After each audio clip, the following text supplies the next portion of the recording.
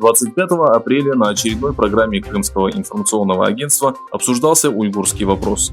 Гостями программы «Крымское время», ведущим которой является главный редактор турецкого отдела Айдын Таш, стали профессор Абдурашид Джалил Карлу и профессор Али Мертхан Дундар.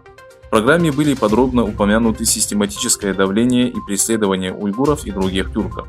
В свою очередь, глава Ассоциации уйгурских неправительственных организаций Хидаятулла Огузхан стал гостем прямого эфира газеты «Yeni Akit».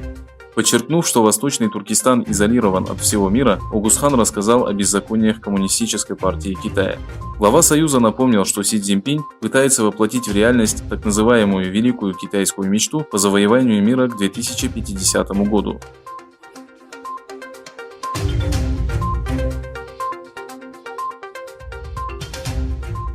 22 апреля радио «Свободная Азия» опубликовало показания Дильнары Ханым из Японии, которая сообщила, что ее 23-летний сын Субат Абдуали был арестован и находится в тюрьме БОЗ, расположенной в Кульдже. С 2014 по 2017 год ее сын посещал Турцию в деловых целях. 10 апреля 2017 года его задержали во время волны произвольных арестов, начатых коммунистическим режимом Китая. Молодого человека обвинили в связях с иностранными агентами и посадили в лагерь на 6 месяцев. После отбывания наказания Субата Абдуали освободили.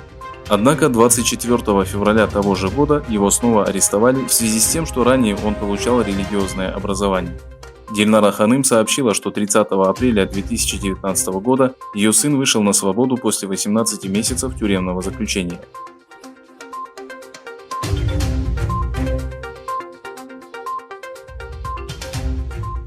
Омар Донгель-Оглу, по праву считающийся другом уйгурского народа, заразился коронавирусом.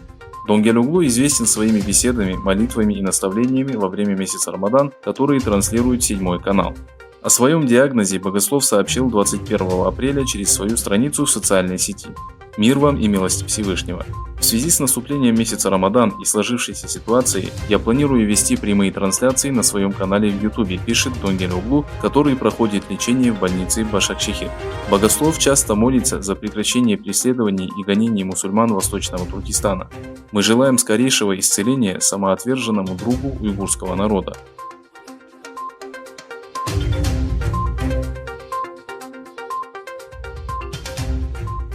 Линдси Грэм из Республиканской партии США отметила, что следует начать расследование в лабораториях китайской провинции Хубэй, ставшей эпицентром коронавируса нового типа. Во время интервью телеканала Fox News сенатор заявила, что Китай несет ответственность за смерть 53 тысяч и лишение заработка 26 миллионов американцев, напомнив, что история человечества не знает страны, которая бы нанесла ущерб всей планете подобно Китаю, где людей заключают в тюрьмы из-за их религии и убеждений. Грэм заявила, что Пекин должен сотрудничать с международными специалистами для проведения независимого расследования.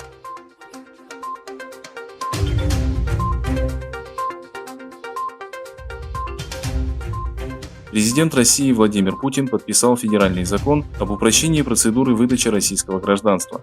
Согласно сообщению РИА Новости, новый закон распространяется на иностранцев и лиц без гражданства, которые проживают на территории Российской Федерации. Обязательство отказаться от первого гражданства отменено.